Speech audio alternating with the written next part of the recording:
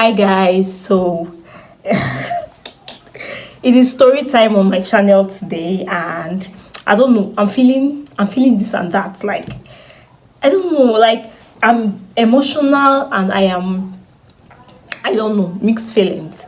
I'm just there, a lot of things. So today is 28th of April 2023, yeah, and today is my friend's birthday. Confidence, shout out to her, by the way. And also today is also the fifth death anniversary, my father's death anniversary, yeah, if I'm to put it that way. By this time in 2018, or he died today in 2018, he died on the 28th of April 2018. So today makes it exactly 5 years since his demise. So am I happy? Not like I'm happy, but like I said, my emotions is just swinging like Django Lover. My emotion be like, now I singing rubbish. Okay, you guys, so today is like a story time. I'm just going to tell you, like, okay, how everything played out that day. There's just a lot of things to say, but I just want to talk about today, 5 years ago, 28th of April, what happened, you guys. So just stay tuned to the story time. Story. So if you like stories, just get in here, make yourself comfortable. It's story time. So I woke up on that fateful day, and okay, first of all, my dad was in the hospital. It was not very far from my auntie's house, so I was going from my auntie's house to the hospital while my mom was basically living in the hospital with him. Okay, so every morning when I wake up after my house chores, sometimes I go with food, sometimes I just but my mom cooks there, by the way. So when I wake up, do normal chores, I eat, I just go to the hospital and stay from morning till evening, like 6 p.m. or 7 p.m. as the case may be. So that fateful day, I was not even feeling myself. And normally when I stay till like say 10 a.m. and I'm not there, my mom will call me, where are you? Because most times I always come so she can have her bath and do other things depending on like the situation. Maybe my dad has tests and all of those hospital errands, I have to come really early so I can help with all of that. So that fateful day, I woke up late first of all, and I think it was a Saturday. I'll confirm the day of the week, but I was just feeling very lazy. I was not even feeling myself. I woke up late. I was just cleaning my auntie's house. Like it was I was deep cleaning actually. So I was even surprised that my mom did not even call to say, where are you, or why haven't you come? I'm so moisturized my lips. I'm sorry, my lips is dry, but bear with me. Okay, so she didn't call, so I just finished everything. Before that, I had called my friend to wish her a happy birthday and just sing for her and do all of those ceremony. So after the whole cleaning, I went to the hospital. So when I got there, see, let me tell you the very truth, I just felt like he was already dead at that time, because it was unlike him. Normally when I come, he'll say, Ada, how are you? We'll just chit chat, talk. I'll sit on his bed, like we'll just, normal father and daughter gist, But that day he was just lying like this. Let me try to mimic it. I was just lying like this. That's how he was breathing that day. Like he was breathing so loud, like when someone is snoring, like, and I just greeted him, Daddy, have fun, welcome, good morning. He did not even react the usual way, and it was somehow past 11 thereabouts.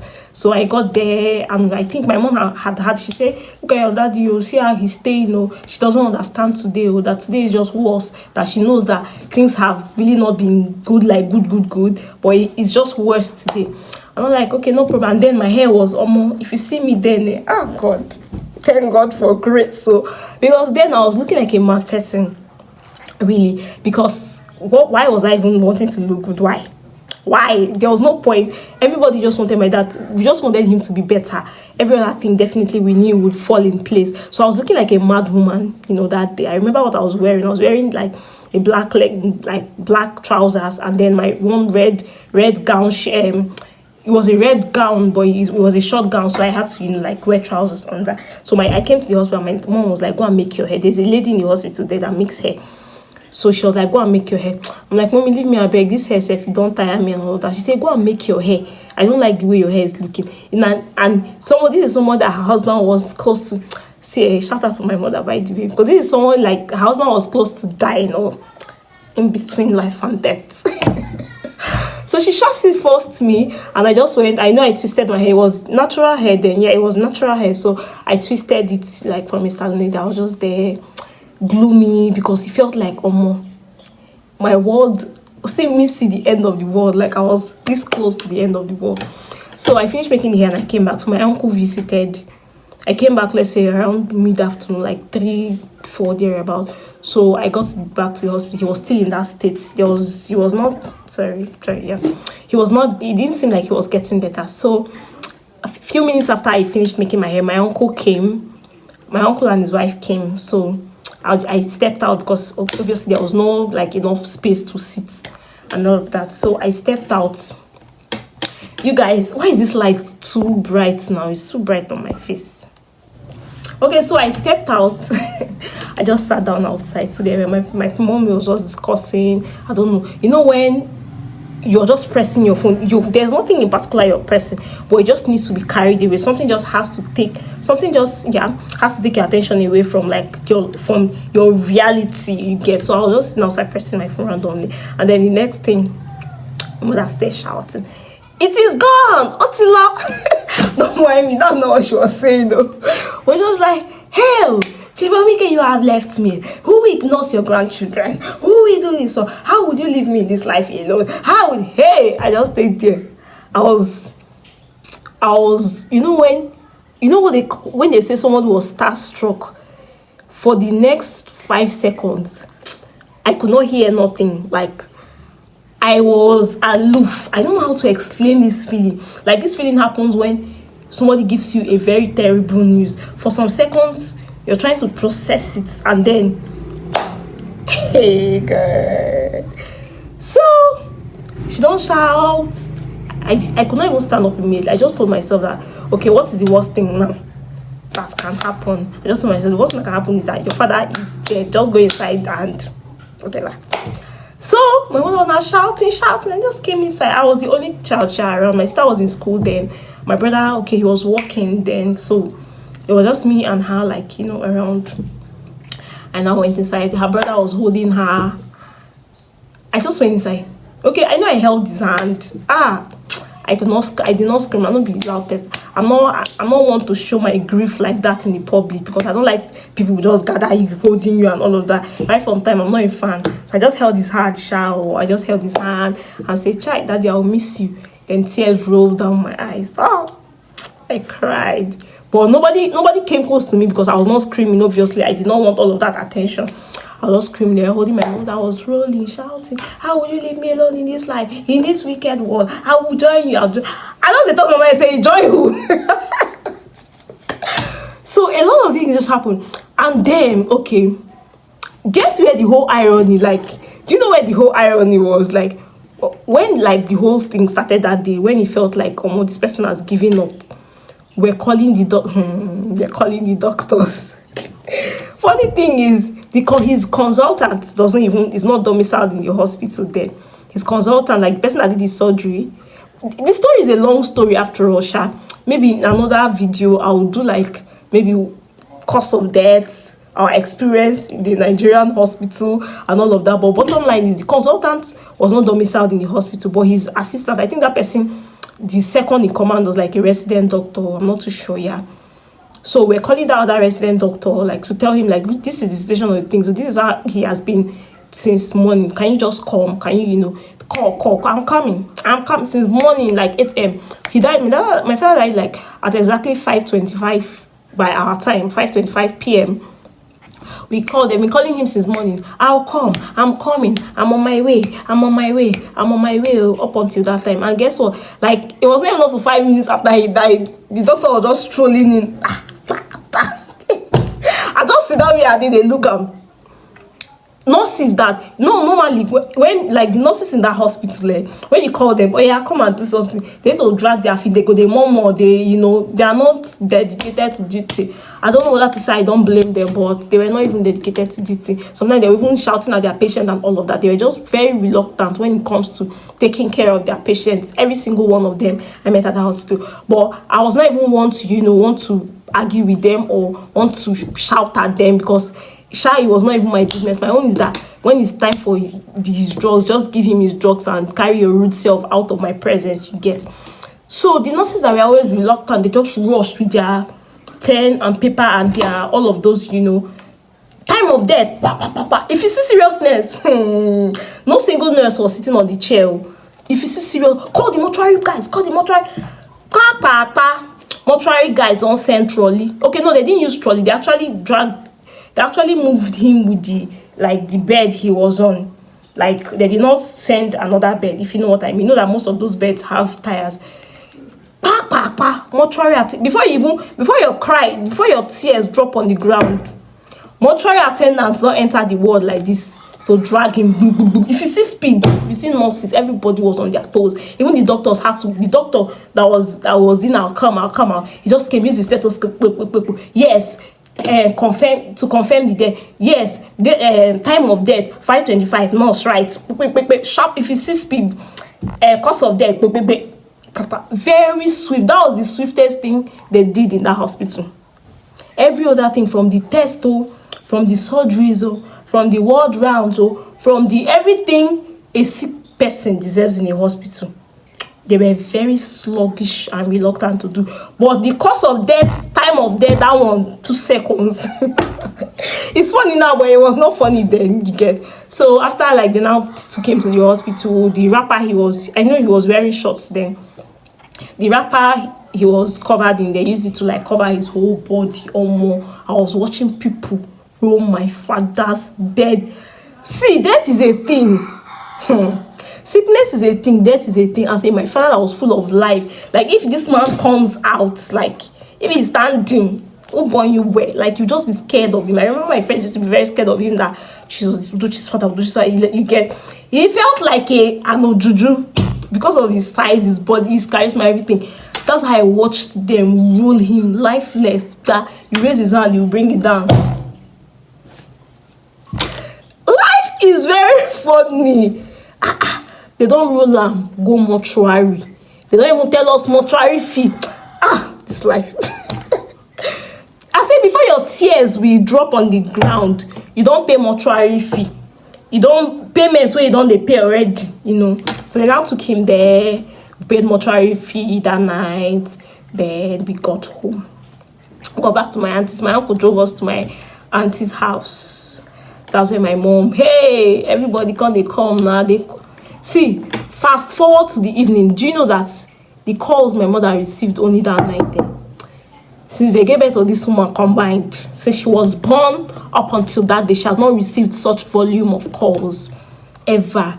Do you know that people that did not call him, my father was sick for 4 years before he eventually died. People that did not call him from the day, we are not even talking people. When I say people, say you call the TC now. His cousins, very close siblings, and very close relatives, inner, you know what I mean, very close knit relatives that did not call from the day he fell sick up until the day he, maybe the day before he died. If you see that night, my mother's phone was blowing up with calls. This one is calling from UK, this one is calling from Lagos, this one is calling from US, this one is calling from Bayelsa, this one is calling from Warri. Hey, at some point I have to tell my mom, I beg, turn off this phone. Let me even sleep. I'm not even the first person. You're not the first person whose husband has died, and I'm not even the first person whose father has died. If you see calls, see, this is a story for another day. But what is wrong with Igbo people? Why do we see why do we see love from these so-called family members only when somebody dies? Why? Why? What the heck is your problem? Who? Hey God, it's not paining me. Trust me, it's not paining, because last all of us will still die someday. Okay, but why do you show love to people only when they die? What happens to loving them while they are alive? I realized I'm in this world all alone. You guys, the period of being fathered or having a father figure in my life was over, and I was going to I and my siblings would face a new phase of life. Trust me, it has been an interesting, super interesting ride, you get. So it has been inspired, because thinking of everything that happened, and I just tell myself that if my dad hadn't died, I probably would not be the way I am today. Like, I would not be as strong as I am today. I would not be as strong-willed as I am today. I would not be a fighter, a warrior. Because as of then, he was like a shield. He was like a shield over us and my mom. Like, he was, you know, the giant protecting us, you get. So when it fell at some point, you know, some of our family members wanted to gra. They wanted to gra. They wanted to gra because in their mind, he's no longer there to speak for them. Let me hear them, let me see them. Story for another day. Story for another day. But bottom line is, nobody comes close. Like, they have not born you well. See, the story is plenty. Should I even start talking about how they wanted to sell my father's house on top burial? God, let's not even go there. Like, these people legit wanted to sell my father's house because they said there was no money for burial. People should bring the land papers. Let us sell it and use the money for burial. People want to sell investment or use to do burial. Then his children will not be doing what? I don't say I don't have money. Even now, I still have. I don't even have money to build my own house. Then the one where my papa managed to build, one group of gather put heads together to sell it. You people don't know who you bought. So you guys, okay. Bottom line is, I am a different person. My dad was alive till now. Maybe I would have been very, very fragile. Very not timid per se, but I just have somebody I report to. Like, if something is not going well, I just report to him and handles it, solves the whole issue. But right now, I am my own one-man squad, So my siblings we are independent to a very large extent. We are very independent. We solve our problems ourselves. We don't burden people. There's really no family member. Maybe you have issues you go to. There's no family member, and God has been helping us. Okay, so if there's an issue, I have my brother, I have my sister, I have my mother to solve. And if they too have an issue, they have me. They have me. So you get. So okay, another thing is, I'm getting away with a lot of things. Like, after my father's death, I'm getting away with a lot of things because some of the misbehavioral I am doing right now, I'm not sure I would have been able to do it if he was alive. Because why? This man is very strict. He's not like very, very strict, but he's this person that you just know that you cannot behave anyhow. Okay, so a lot of things I'm just doing now. Just say myself, if my father was alive, I will not do it though, because but it's my mother now, so she's very lenient. She does not have a choice. She doesn't have a choice. So even before he died, like, I used to, okay, when my dad died recently, my mom used to sometimes forget that her husband is no more, so she want to not be authoritative. I'm not saying who is backing you, woman. Waiting they give you this morale. What is giving you this morale, to be very honest?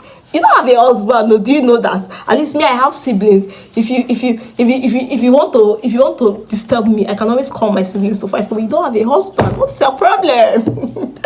So she'll just mellow, and bottom line is, we are good. Everything happens for a reason. And to you watching this, I know you're probably scared. The fear of losing a parent is a thing, but it's by nature just has it that we as kids will bury our parents. Okay, so naturally nobody prays for their parents to die, but it happens. And so if you still have your dad alive, healthy and sound, I'm so happy for you.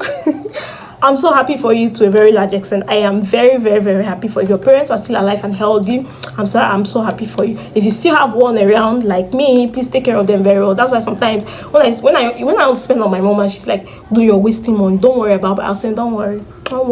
My father is never here to know whether I have money or I don't have money. So just anything you see, just take it like that." Okay, I've said a lot. This video, hopefully I'll post on my channel today, hopefully. And if I eventually post this video today, this makes it like the first time I'm posting 2 videos in 1 week. I know, right? I know, right? Okay, you guys, thank you so much for watching. If you watch from beginning to the end, Oshe Bades, thank you, and I appreciate you. See you.